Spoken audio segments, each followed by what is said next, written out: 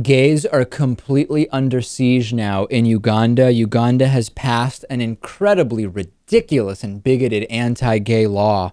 And now a tabloid newspaper has come out with a list of what it calls the top homosexuals of the country. So the law was passed yesterday by President Yoweri Museveni, who signed into law a bill which makes homosexual acts punishable by life in prison. They stopped short of the death penalty, which was on the table at one point. So now the cover of the Red Pepper newspaper reads, "Exposed, Uganda's 200 top homos named," with pictures of individuals on the cover next to the headline. There's another paper called The Rolling Stone, which has nothing to do with the American pop culture and music magazine Rolling Stone, which a couple of years ago also listed 100 of the country's top gays and lesbians, with photos and addresses alongside a yellow banner that read "Hang them."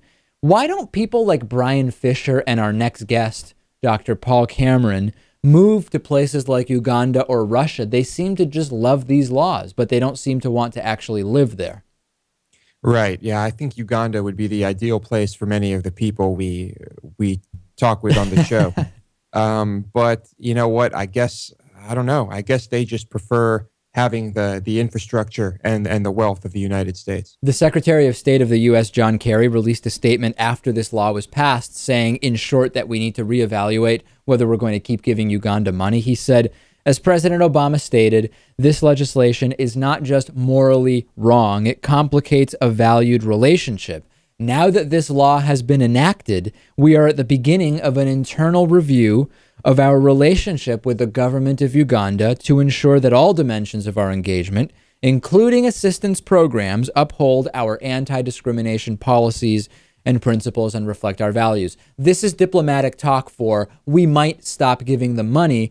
And I actually am conflicted about this, Lewis, because when I think about it, of course, we should not be supporting governments that have laws like this.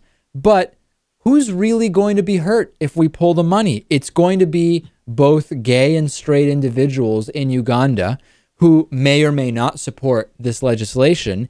And it's not really clear that the elected officials of Uganda will care. They seem more concerned with passing laws like this. So do I think that they deserve our money in terms of the government? Absolutely not. Do I worry it'll just hurt random people? Yeah. Yeah, and I think it will, unfortunately.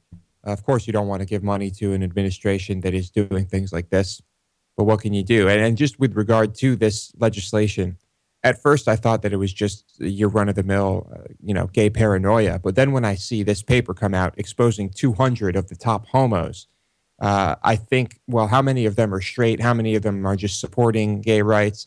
And how many of them are just going to be arrested, jailed, or killed for political reasons and conveniently named homosexual just to reach that end? We could do an hour show on why this entire concept is absurd that goes above and beyond the overt bigotry of the law.